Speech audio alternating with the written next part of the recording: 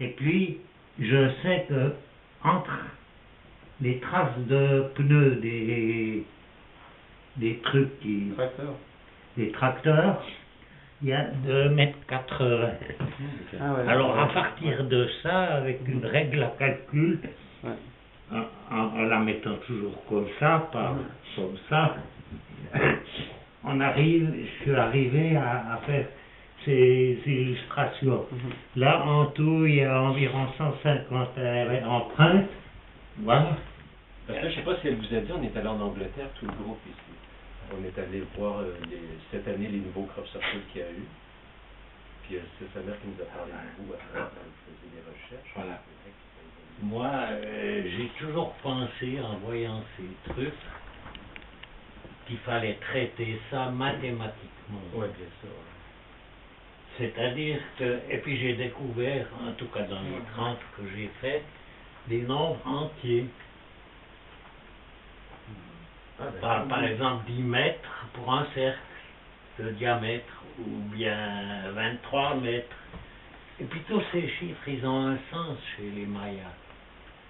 Parce que la 23e grande poignée, qui est l'équivalent du 4e soleil, je vais vous expliquer pourquoi. Parce que le nombre 24 en Maya, ça fait un point à l'étage supérieur, c'est 20, et puis 3 points comme ça. Vous savez, quand on fait le total ésotérique, ça fait 4. C'est pourquoi c'est leur 4e soleil. Pour simplifier, vous voulez pas dire 23. Parce que le Popol Vuh, il décrit 23 grandes poignées, moi je les ai appelées grandes poignées.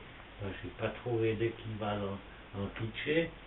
Il a écrit en quiché, pas en maya. Je l'ai en quiché. J'ai la photocopie. J'ai beaucoup de choses. J'ai la photocopie du Codex de Dresde. J'ai la photocopie du Popol Vuh.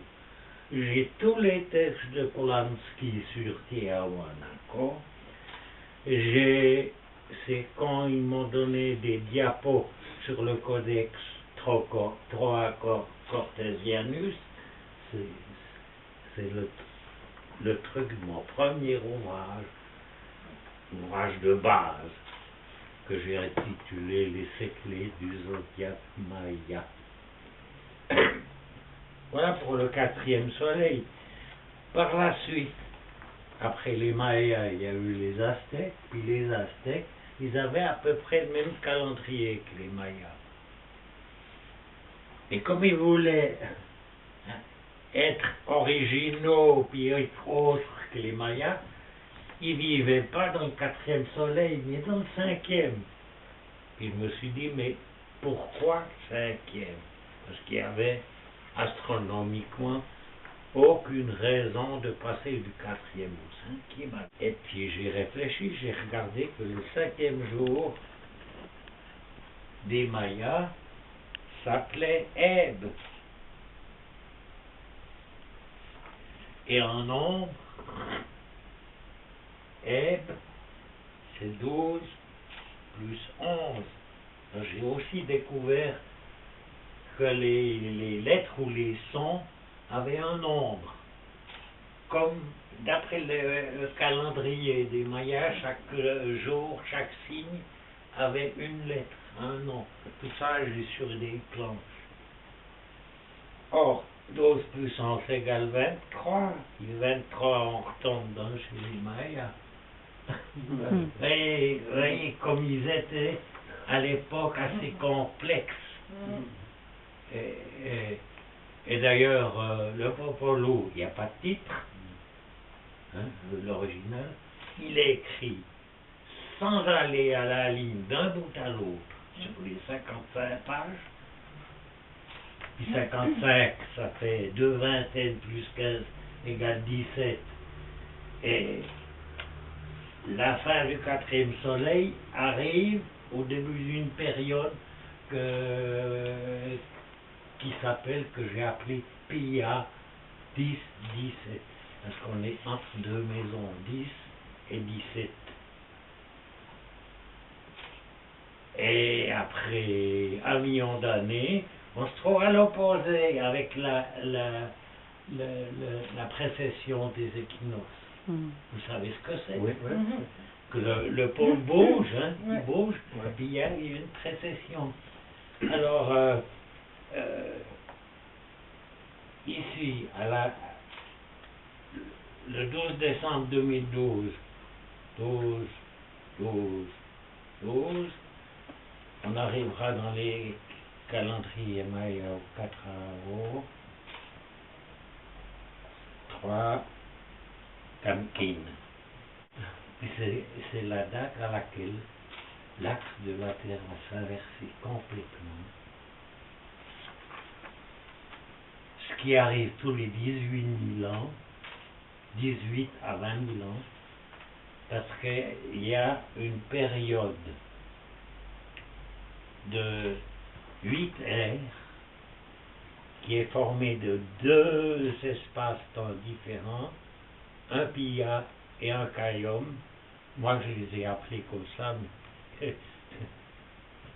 parce qu'il y a 2 ancêtres dans le Popol Vuh qui sont à l'origine de tout.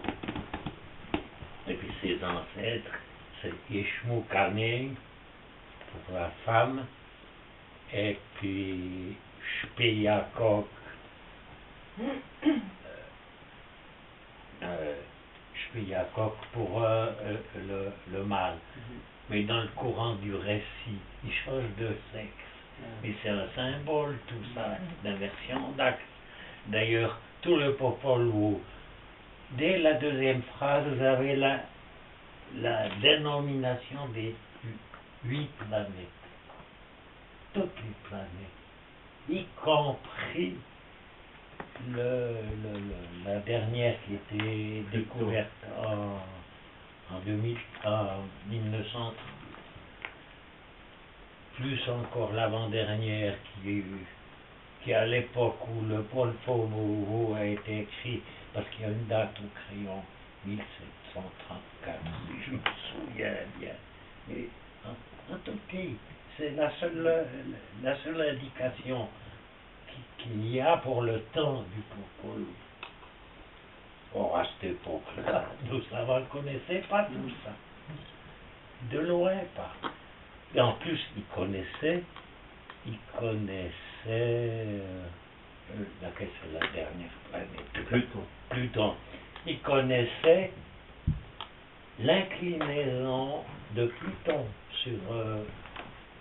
elle est de 17 degrés. Or, dans les noms de Pluton, donc la 2e phrase, ça fait toutes les planètes, puis 1 ou 2 pages plus loin, il répète le nom de ces planètes.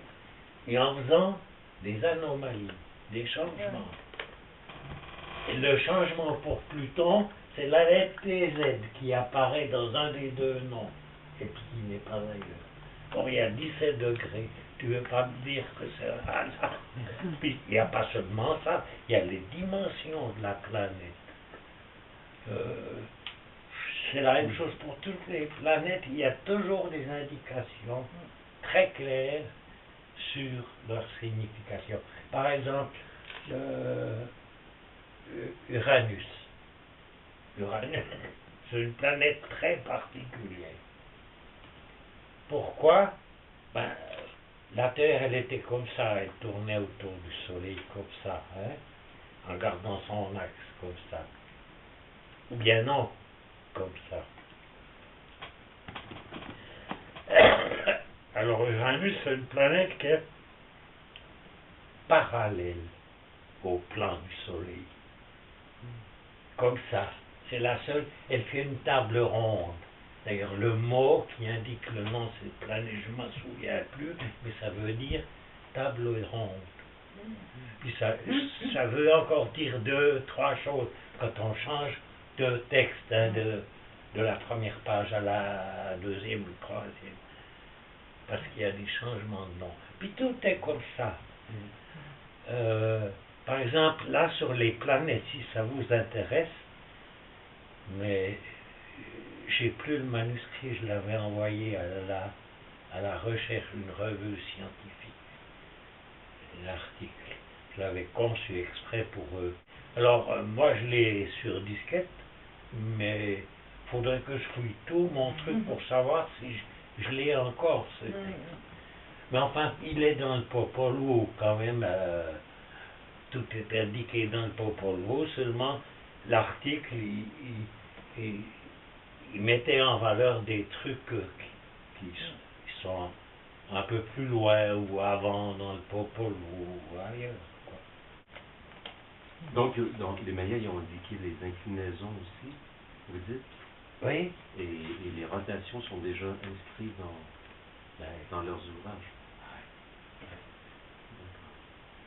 Oui, et le rapport avec les crop circles, donc, ils font souvent des rapports aussi avec les crop circles. Moi, je fais des rapports, le nombre 17 pour indiquer le pillage, 23 pour...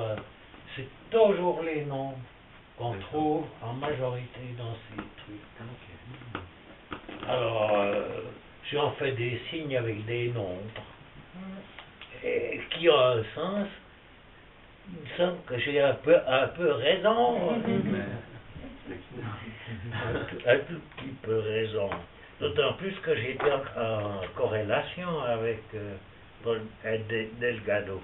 Puis après la dernière publication, parce qu'il me signalait les publications au fur et à mesure, il m'a plus répondu à mes lettres. J'ai écrit en anglais, mais en anglais. Je des phrases. Dieu c'est le véritable anglais qui rire en disant des trucs. Mais n'empêche, on les comprenait. Et on se comprenait, lui, il m'écrivait en anglais, puis moi j'écrivais en anglais. Et puis, de toute façon, j'avais écrit mon livre, hein. J'avais déjà fait toutes mes analyses. Et puis, à un moment donné, j'ai pu éprouver le besoin.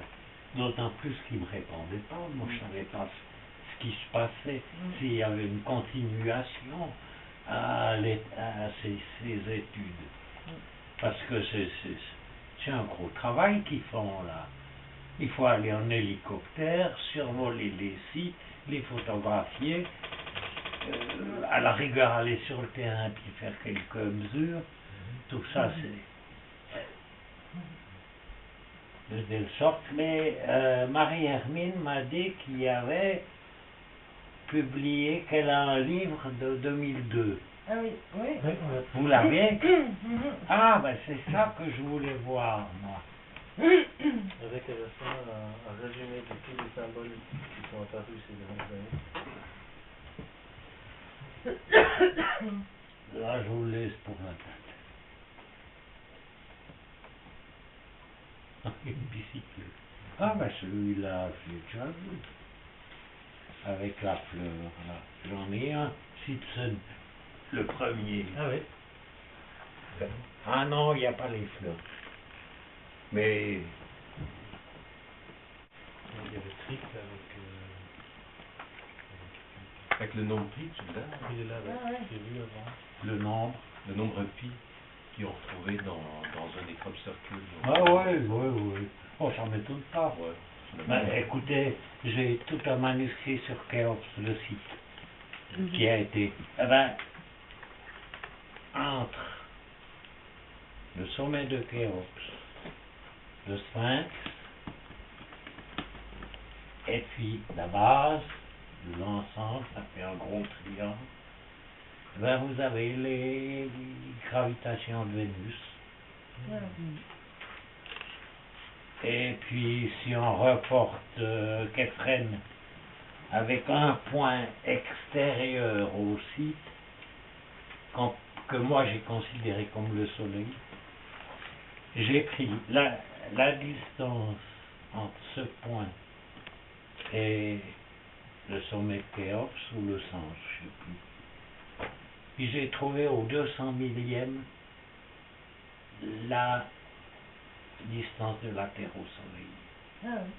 Puis j'ai trouvé de Képhren, qui est plus près, la distance de Vénus au Soleil. Et puis avec Mykérinos, c'est pour vous dire que c'est des ensembles qui ont été conçus à l'avance, longtemps à l'avance. Et les pharaons n'ont jamais occupé ces sites, morts ou vivants. Hein. Ça, je suis d'accord aussi. Alors, jusqu'à Mykérinos, là, il faut prendre, parce que ça fait un triangle rectangle, le refaire là à droite et prendre l'angle opposé à Mykérinos, si vous voulez, le pendant sur ce triangle. Et puis là, la distance, c'est plus 200 millièmes, mais c'est 250 millièmes, ça donne Mars. Ce qui est extraordinaire. Hein. Oui, j'ai découvert aussi la date de cette pyramide, avec un qui est sur la pierre frontale qui ferme la porte. Il y a 4 signes. C'est une date maya qui donne la date de Khéops. La date du site. Puis cette date, c'est pas 4000 ans comme on le recule, mais 20 000 ans ou 40 000 ans, je me souviens plus. Et vous savez,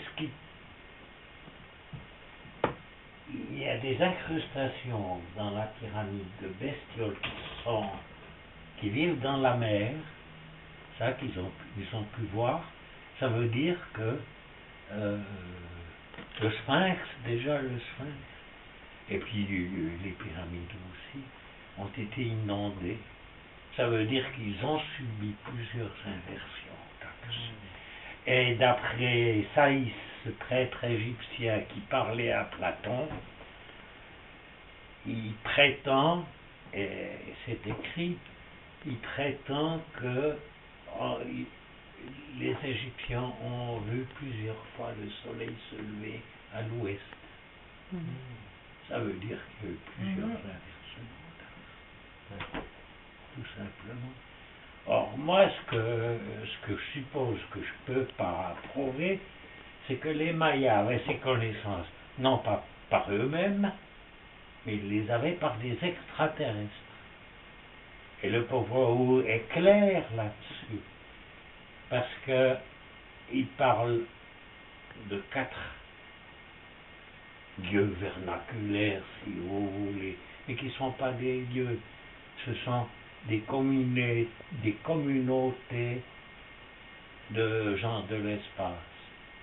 D'après leur nom, l'un veut dire celui qui tourne dans l'espace en rond. C'est un cosmonaute. Le deuxième, c'est celui qui mesure dans l'espace. Puis il y a Tsakol, puis il y a Bitol encore, qui sont encore des communautés de personnages. Et ces quatre communautés ont vu la Terre toute droite comme ça. C'est-à-dire que les pôles étaient toujours exposés au soleil, la même chose. Il n'y avait que de l'eau sur la Terre. Et ça rejoint la Bible aussi. Parce que quand ils ont incliné l'axe de la Terre, ils s'y sont pris 2 fois en tout cas.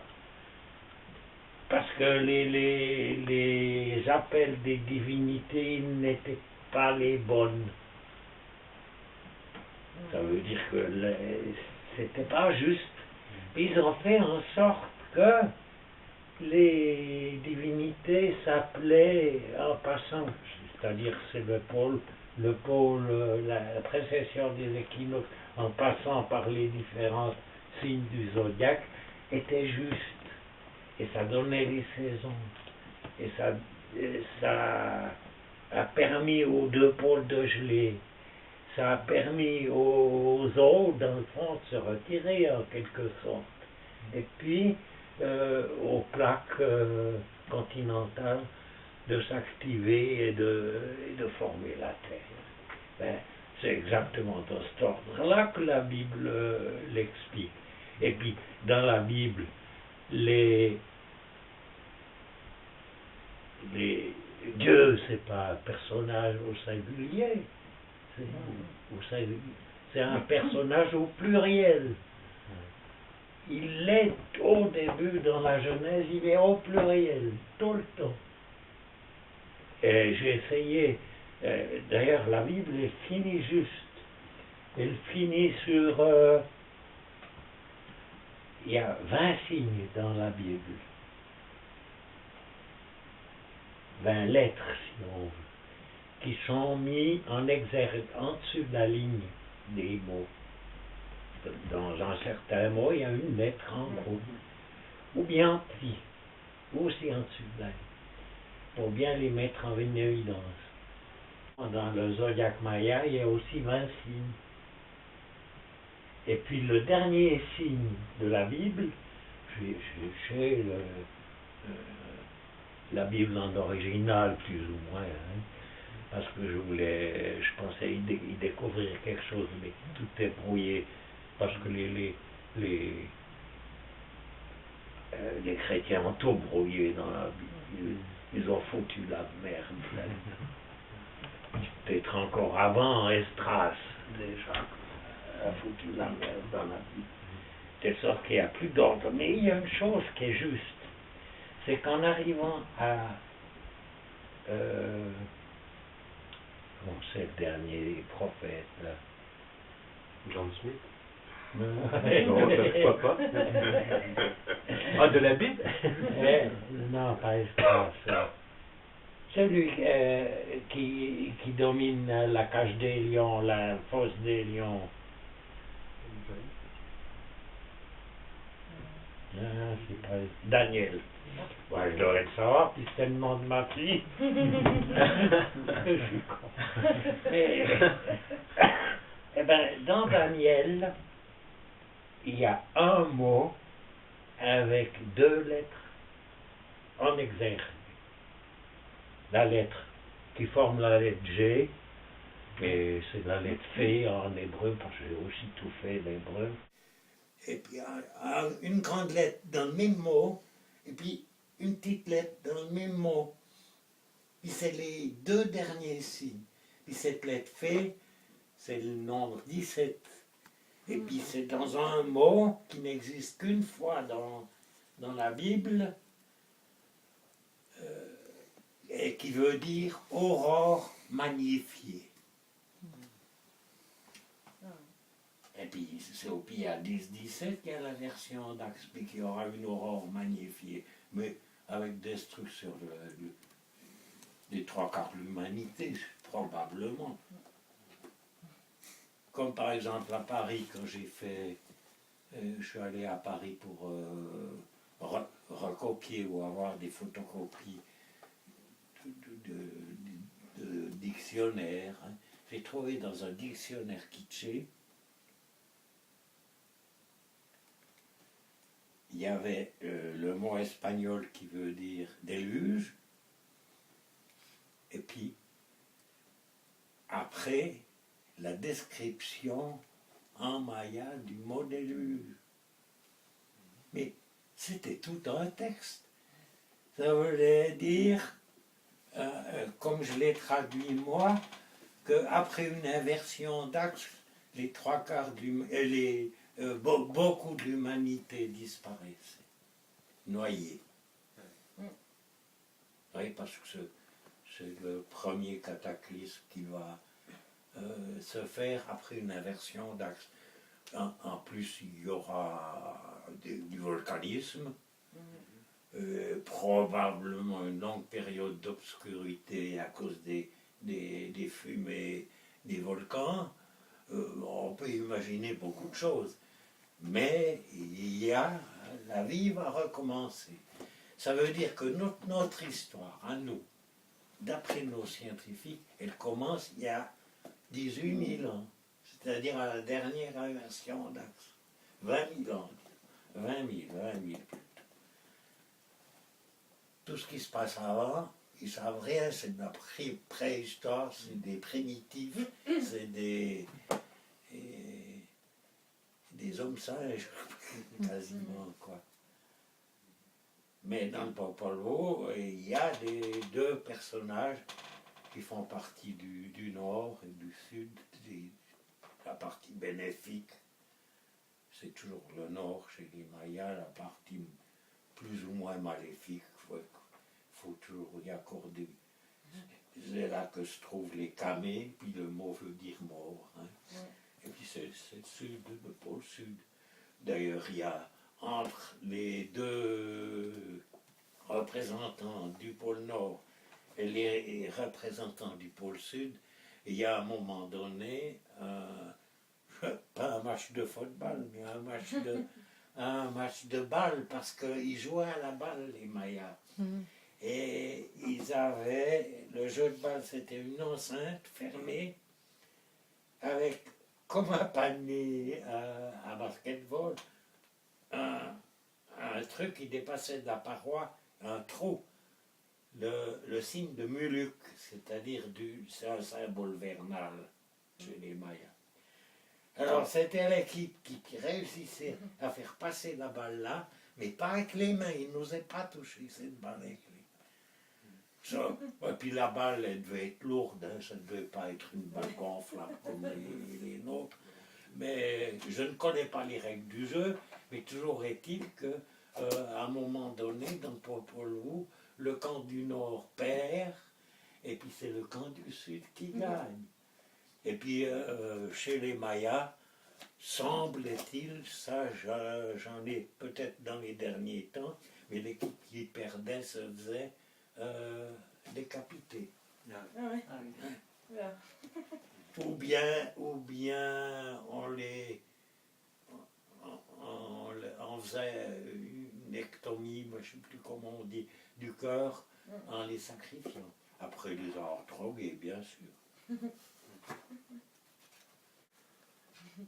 Et j'ai beaucoup de choses à dire si j'étais plus en santé. Mais malgré que j'ai perdu la mémoire, ça va pas mal, hein. Je suis pas si con que ça. Oui. Celui-là, il y a 409 cercles. Ça a été le plus grand qui a été fait. Il a été fait une nuit de pluie, complètement de pluie. Oui. Et, 409. 409, oui. 409 cercles. Ah ben ça fait le nombre 10. Parce que 400, ça fait 20 fois 20. Ça fait un caton, si on veut. Hein? Une unité de 400. Hein? C'est comme que si tu disais 1, 10, 100. Et puis, 90, 409. 409, ben oui, ben 9 plus 1, ça fait 10, ça fait, puis il y a 10, 17. Vous voyez que même sans rien dessiner, j'arrive toujours au même résultat. Et ça, je ne sais pas compter. 1, 2, 3, 4, 5,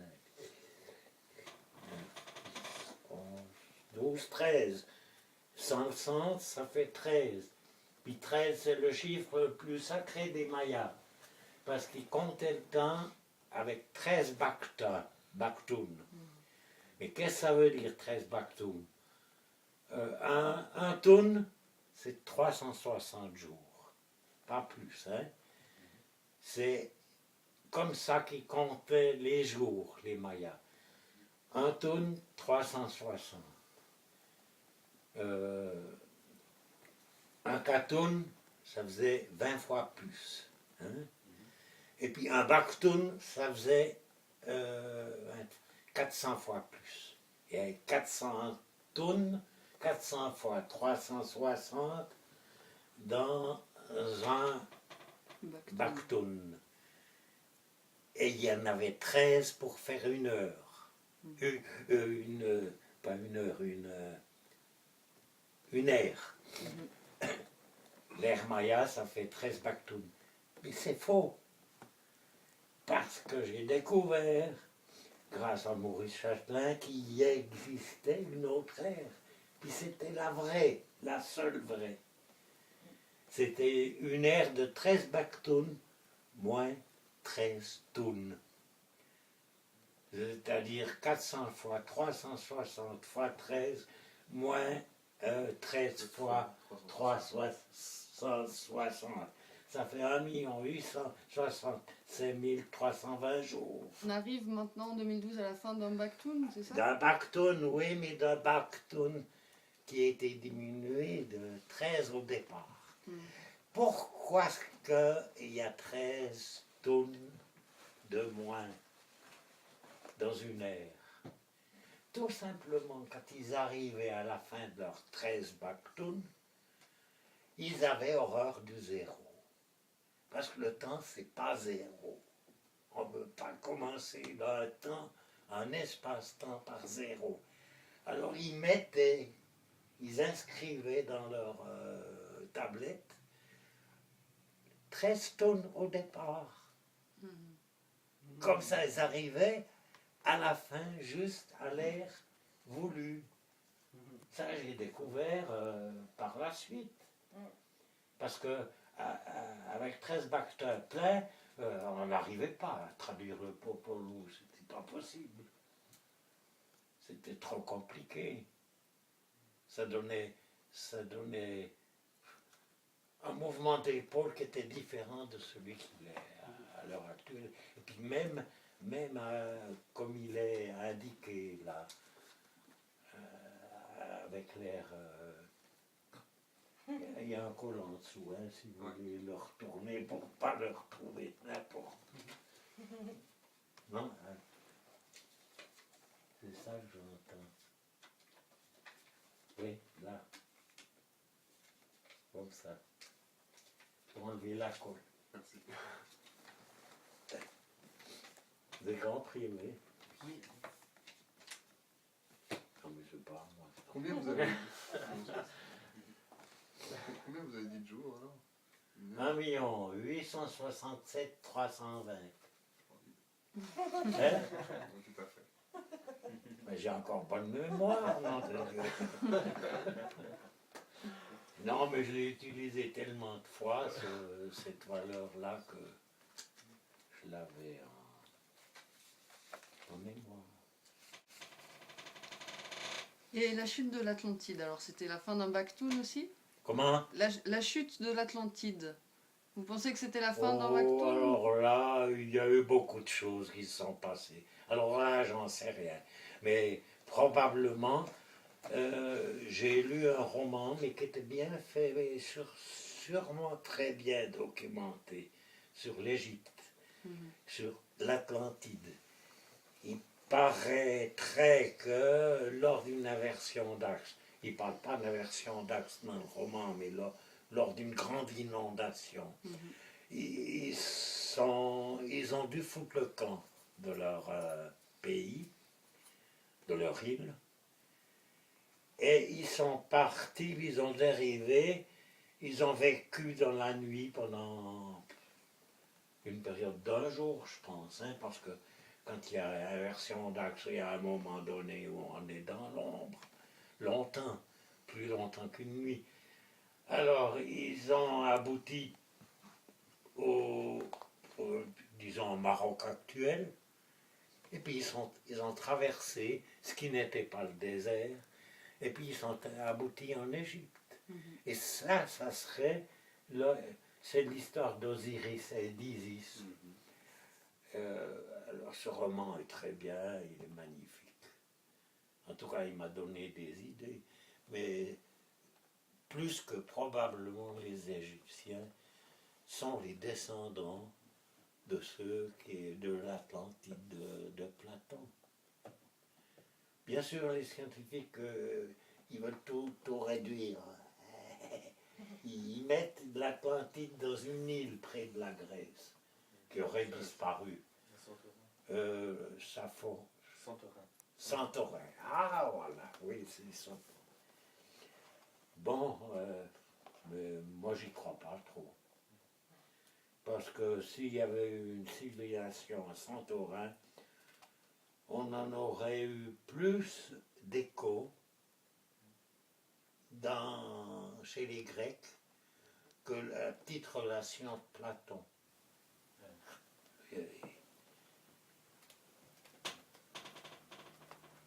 Stonehenge. Oui, il y a une spirale là, à Stonehenge.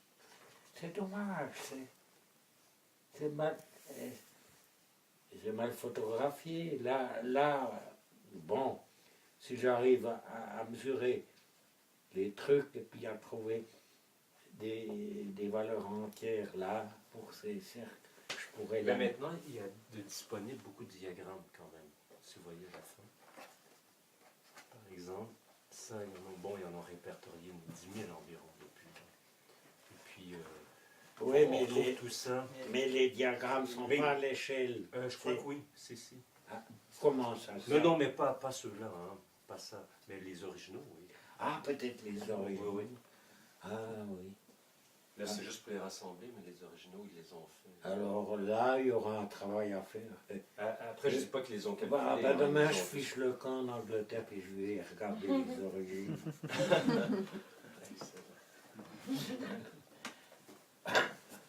Alors donc, vous avez calculé du 12 au lieu du 21, c'est ça? Oui, ils ont annoncé à la radio 21. Oui. Oui, mais c'est une question de corrélation avec les calendriers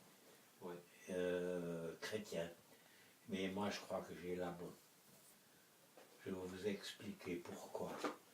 Parce qu'au VIe siècle, d'après Thomson, j'ai le livre de Thomson, c'est un gros livre sur les Mayas, avec tout un tas de trucs. Il y a une ligne, ou 2 lignes, qui indiquent que au VIe siècle ou au VIIe siècle, les Mayas ont changé d'un jour leur calendrier, décalé. Parce que les 2 calendriers de 260 jours et 365 jours sont toujours jamais décalés. Ils sont toujours... c'est une obligation, ils sont toujours ensemble, comme les roues d'une montre. Et ils ont décalé d'un jour. Puis il n'y a pas de raison astronomique à cette époque. Puis moi, je l'ai rétabli ce jour. J'ai remis le calendrier à l'heure. Et puis je suis parti sur les données d'un gros menteur puis d'un salopard. C'est un évêque, je ne sais plus son nom. Il a fait toute une relation sur les Mayas en prétendant que les glyphes avaient représenté des lettres. Mais il n'avait pas tout tort. Seulement, là où il a eu tort, c'est qu'il a détruit tous les documents mayas qu'ils ont trouvés. Ils allaient jusqu'à déterrer des morts pour prendre les reliques que les Mayas avaient mis dans les tombes. De telle sorte qu'il ne nous reste plus que 4 documents authentiques des Mayas. Il y a d'autres documents, j'en ai un qui est magnifique. C'est un document mexicain que j'ai reçu en cadeau de Simone Perret, qui enseignait aux petits-enfants, qui avait la petite école, comme on disait. Et puis j'étais beaucoup en relation avec elle. Elle m'a offert, elle est morte maintenant, elle m'a offert c'est un facsimilé, mais les images comme l'original, même la couverture elle est comme l'original. Puis ça, un de ces dépliants comme ça, comme c'était le cas chez les Mayas, je l'ai dans le fond de mon buffet, ce truc. Et j'ai jamais travaillé dessus. J'ai trouvé magnifique, mais j'ai jamais pu travailler avec les Aztèques. C'est un truc aztèque. Parce qu'ils ont fait comme les chrétiens au début, au IVe siècle. C'est au IVe siècle que la civilisation chrétienne a déraillé à 100 à l'heure. Parce qu'au IVe siècle, il y avait les messianistes, dont nous sommes héritiers, le pape y compris, ce petit pape. Et puis il y avait les arianistes. Alors les messianistes prenaient le Christ comme un personnage et un messie, un Dieu, tandis que les arianistes, ils prenaient le mot Christ comme un symbole et non plus comme un personnage et comme un Dieu. Et je trouve qu'ils étaient plus orientaux, les arianistes, que ce qui est devenu. Alors ça, c'est au concile de Nicée. C'est là que tout a basculé, les messianistes ont pris le dessus, et puis je ne veux pas dire qu'ils ont massacré les arianistes, mais presque. Ils les ont fait disparaître, quoi. Ils ont fait comme on faisait beaucoup à l'époque. Quand on avait un opposant, ben, on l'éliminait, après c'est tout. Mais bien sûr, l'histoire n'en a rien retenu de ça. En tout cas, pas grand-chose, parce qu'on aurait trop mal au ventre. J'ai vu ici là, sur le terreau, c'est une écriture, on la retrouve dans les codes circulaires, j'ai l'impression. C'est quoi ça? Voilà. Oui, ben je l'analyse dans mon document. Je le nombre. Ça fait des nombres, ça. C'est pas la même écriture. Je peux pas, je peux pas vous dire, Ouais. je peux pas te dire, j'ai plus la mémoire. Il faut regarder le manuscrit. Oh, j'étais tellement surchauffé. Ben, j'ai été 25 ans, j'ai pas écrit une ligne d'un livre. J'ai pas écrit une ligne, j'avais des notes, et puis j'ai toujours travaillé sur plusieurs sites à la fois. En même temps, la Grande Pyramide, le Viking et les Mayas, et le Popolo, avec les secrets du zodiaque Maya tirés du Troa Cortesianus qui se trouve à Madrid. Et j'ai toujours travaillé en parallèle, parce que quand je découvrais quelque chose dans une zone, j'essayais de l'utiliser dans les autres trucs. Puis c'est comme ça que petit à petit, après 25 ans, j'ai tout d'un coup trouvé les clés du zodiaque Maya, et puis ce qui m'a permis de traduire le Popolo. Mais c'était long, hein. Bon. Parce que le Popolo, je l'ai traduit. D'abord, une fois, je croyais que j'allais trouver qu'une inversion d'axe, parce qu'il y avait, sur le plan symbolique, il a indiqué l'inversion d'axe. Par exemple, la grand-mère des jumeaux, c'est les tenants Unapu et Balanke, c'est les tenants du nord, du pôle nord. Hein. La grand-mère, elle a reçu un message du sud des Camés pour que ses petits-fils aillent faire une partie de balle au sud. Encore une inversion d'axe. Puis elle ne savait pas comment leur envoyer le message. Puis elle trouve un pot dans sa jupe. Puis le pot lui dit, mais écoute, moi je veux bien aller délivrer ton message. Puis il se met en route. Il croise un crapaud. Il avale. Parce que le crapaud lui dit, écoute, je t'avale, le message arrivera beaucoup plus vite. Puis le crapaud croise un serpent. Puis la même chose, il se fait avaler par le serpent pour aller plus vite. Et puis le serpent se fait avaler par un aigle, ou un condor plutôt. Et puis le condor arrive en dessus du jeu de paume, parce que c'est au jeu de paume que les deux du nord s'exerçaient. Et puis on a peau, il décoche un truc dans l'œil, une flèche, une sarbacane. Enfin, il n'y a pas le mot flèche, mais enfin. Puis le condor s'écrase dans le jeu de paume.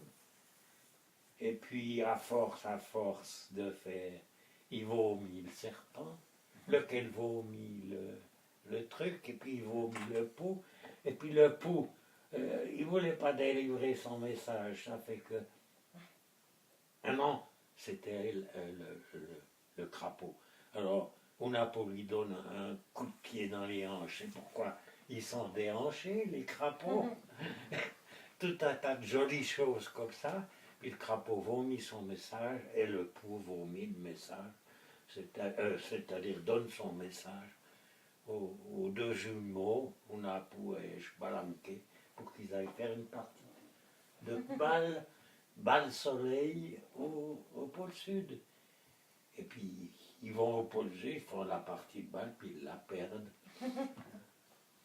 Ouais, puis il y a des trucs assez amusants. À un moment donné, la balle se perd, il y a un lièvre qui fout le camp, puis il y a une constellation qui s'appelle le lièvre.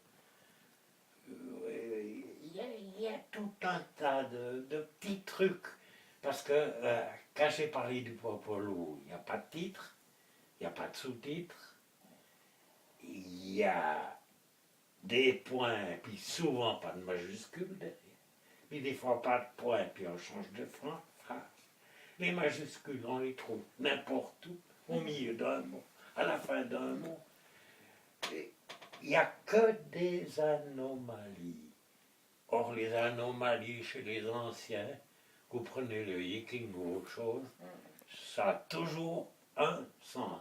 Même les textes biffés, dans le Popolo, il y a des trucs en marbre, il y a des textes biffés. Ben, je suis allé à Neuchâtel pendant tout un hiver, grâce à David Olivier Jacquet, peut-être que tu connais. C'est lui qui m'a aidé. Puis il m'a donné accès aux ordinateurs. Alors j'ai tapé le Popolo en indiquant toutes les anomalies sur cet ordinateur et je l'ai sur une disquette. Mais voilà, de toute façon, je l'ai recopié ce Popolo en entier et en détail. Parce que mon manuscrit Popolo, j'ai d'abord fait une introduction au Popolo où j'indiquais toutes les œuvres, j'ai des analyses de tout ce qui était à la fois numérique et anomalie et diocésian. Il y a par exemple dans le Popolo une lettre, un G avec une virgule et qui remplace un TS ou TZ. Par exemple, il existe dans le mot tsikin, qu'on voit apparaître un certain nombre de fois. Eh bien, ces TZ, il y en a 55. 2, 15, 17. Puis la fin du Popolo, c'est aussi sur le 17e jour, ça se donne, pour le Pia 10-17.